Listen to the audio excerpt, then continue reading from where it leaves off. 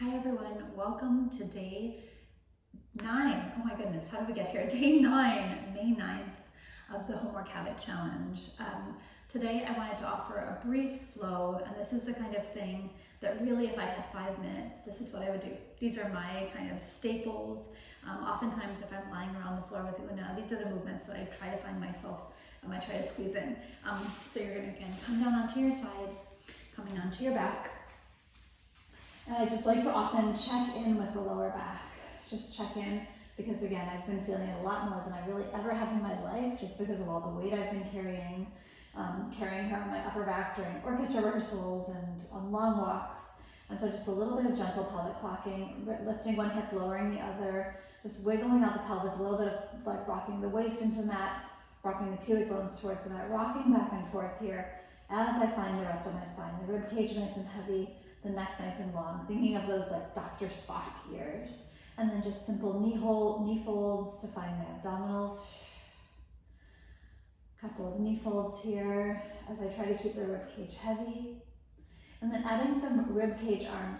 These are an old Stott warm-up, an everything warm-up, but Stott used to call them rib cage arms, because when your arms come overhead, you want to try to keep the rib cage stable. So when the arms come overhead, I'm not letting the rib cage arch off of the mat.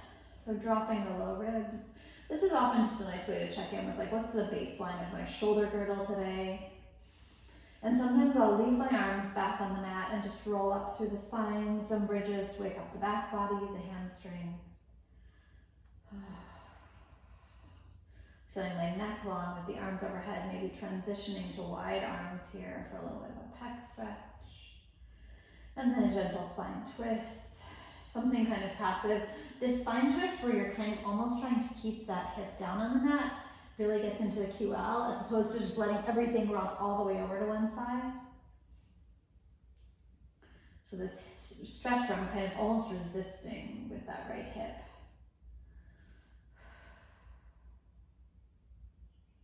And then from here, I'll come onto my belly. I'll come with my head at the other end, so it'll probably be better to see me.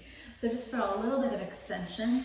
So coming onto the elbows, just finding this gentle like sense of cobra in my upper back.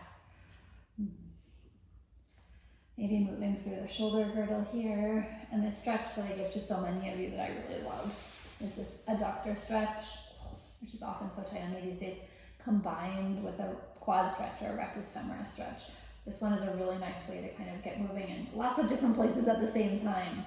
Groins, hip flexors, psoas, pelvic floor. You can see I'm basically levitating also. I'm using my core, so I'm not staying on the mat.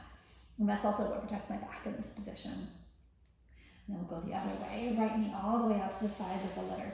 Oh, my hip's gonna pop. Sorry, I should resist the urge to sleep. I'm not gonna pop my hip, just because I'm trying to set a good example. Ordinarily, I probably would. Such a nice stretch here. If you're not feeling anything, I would lift up the belly more and just really try to stay super elongated through the lower back. And then I'm using my arms to push back into a child's pose. Again, this one is a shoulder stretch for me these days. It didn't used to be, but now it's a lovely shoulder stretch. Maybe taking it over to the right. And left. A little bit of a side bend there in the back. And floating up onto all fours. Hands underneath the shoulders. And rounding into a cat and a cow.